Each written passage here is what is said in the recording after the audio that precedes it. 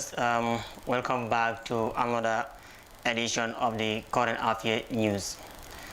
If you are watching, just to remind you, is your presenter Adam Anjai on Jamano Media TV at Kanifin right here. Today we bring you the news on the Standard newspaper, and the headlines on the Standard newspaper today is Friendship Hotel murder suspect takes plea.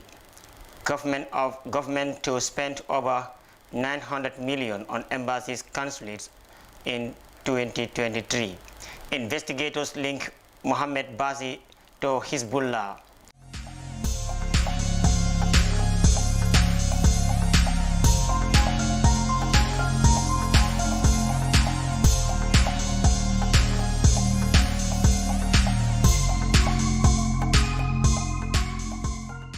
And now our main stories in details.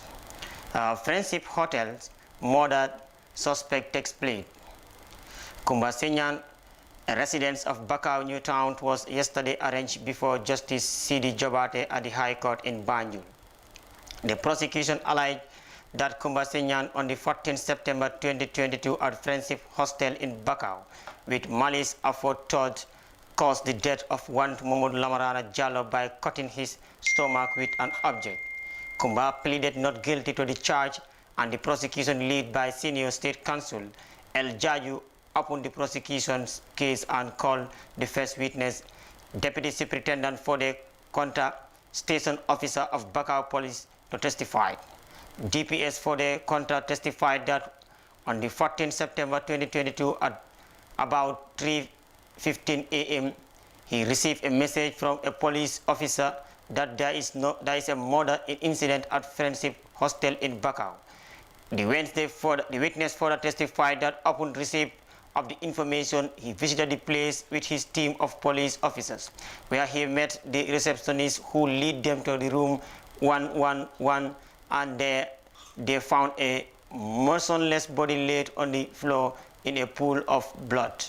The witness told the court that thereafter the team went on collecting evidence after the arrival of the CRO officer, who is an expert on fingerprint.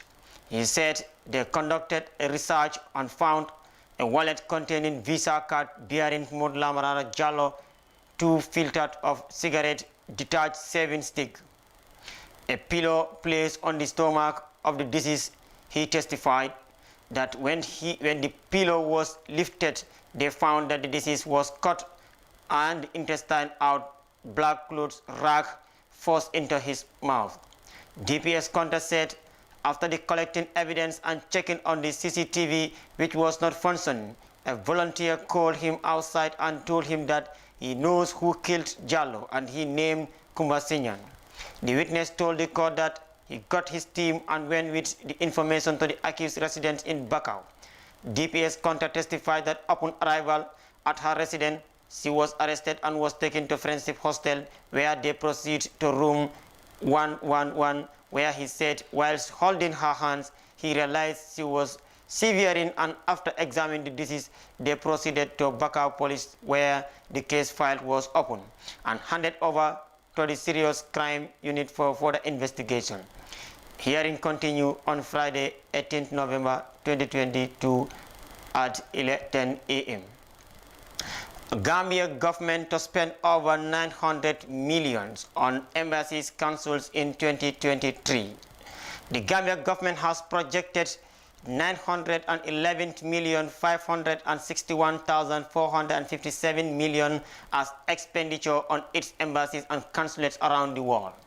According to the breakdowns in the 2023 budget estimates, the money will be expended on salaries, medical service, to personnel, school fees, allowances, exchange, concession allowance, travel expenses, telecommunication expenses, electricity, water and sewage, rents and rates, purchases of fuel and lubricants, maintenance of vehicles, maintenance of buildings and facilities, maintenance of equipment, stationery, miscellaneous office expenses, hotel accommodation, insurance, bank charges, bank-related costs, fees and handling charges, welfare of Gambians, office equipment and furniture and fitting. Despite calls for the country to downsize its embassies to save money, The budget estimates indicated that government has included expenses for the new embassies in Japan, Germany, and Sweden.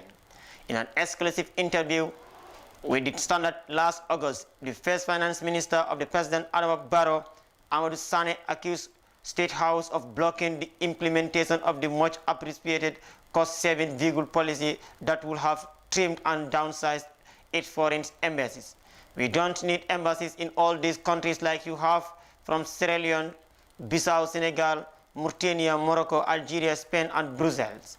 All these are at a very high cost, and these were going to be reduced so that the bills will be reasonable.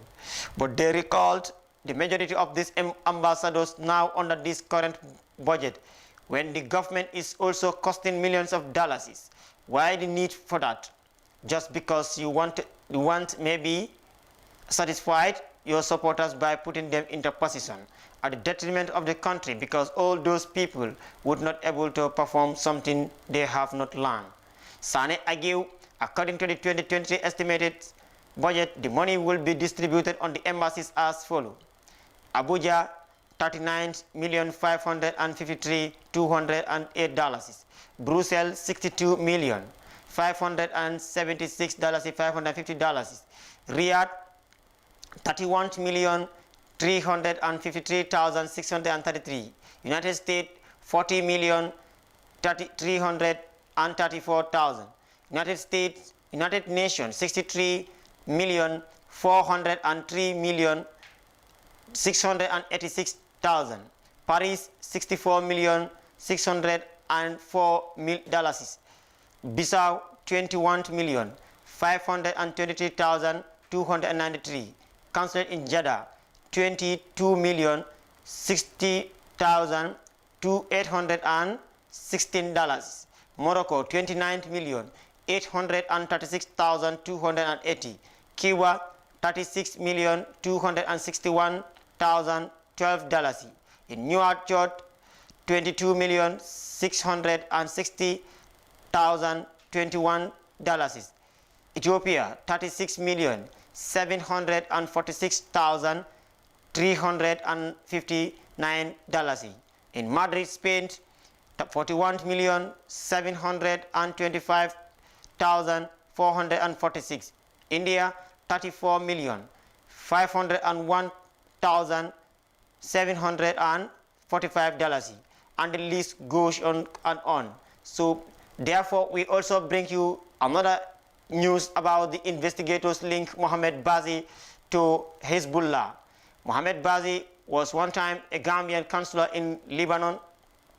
At least 500 current and former honorary consuls have all over the world been indicted by the International Consortium of Investigative Journalists and ProPublica for their involvement in crimes or embroiling in controversy. According to a report, one of such allied diplomats is Mohamed Bazi, who was appointed honorary consul in Lebanon by former Gambian President Yahya Jammeh between 2005 and 2017. Bazi was found by a commission of inquiry to be close associate of the exiled former Gambian dictator. In the investigation, retired U.S. Drug Enforcement Administration Supervisory Special Agent Jack Kelly, who spent a decade investigating Hezbollah until his retirement in 2016, expressed worries that dangerous consuls go undetected. What people actually do with that diplomatic immunity, most of the time, we will never know, really not. According to the report, some of the consuls were convicted of serious offense or caught exploiting their status for personal gain. Others draw criticism for their support of authoritarian regimes.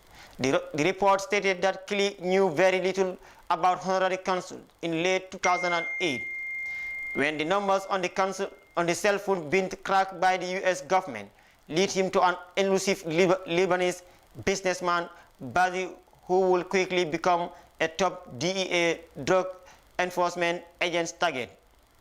According to the report, Kelly was helping to lead a federal operation known as Project Cassandra, established to dismantle Hezbollah's sprawling criminal empire. From a cubicle in a secret government facility in Chantilly, Virginia, Kelly had studied contact on a phone used by a Hezbollah envoy suspected of helping to advance Iran's secret nuclear and ballistic missiles program. Kili eventually settled on a single phone number in Lebanon, and the number was for Mohammed Ibrahimovic Bazi, then he reported. According to the report, Todd Bazi was never criminally prosecuted in the United States. He was designated a Hezbollah financier and a sanction in 2018. His son was sanctioned 1 year later for allegedly working on his father's behalf. An attorney for Bazi was declared to respond to the question. Bazi's son Wahel could not be reached for a moment in 2019. The main separate sued the U.S. government, seeking to overturn the U.S. sanction in order to record. The elder Bazi said the government exaggerated sanctions on events that had occurred years earlier and failed to provide evidence that he financed Hezbollah, source from the ICIJ of the International Criminal Court. And now we recap on our main stories. Friendship hostel murder suspect take flight. Government to spend over 900 million on embassies councils in 2023 estimated budget. Investigators link Mohammed Bazi to Hezbollah. Thank you for watching. This is Adam Anjay reporting for Jamano Media TV at Kanifing right here. Thank you all.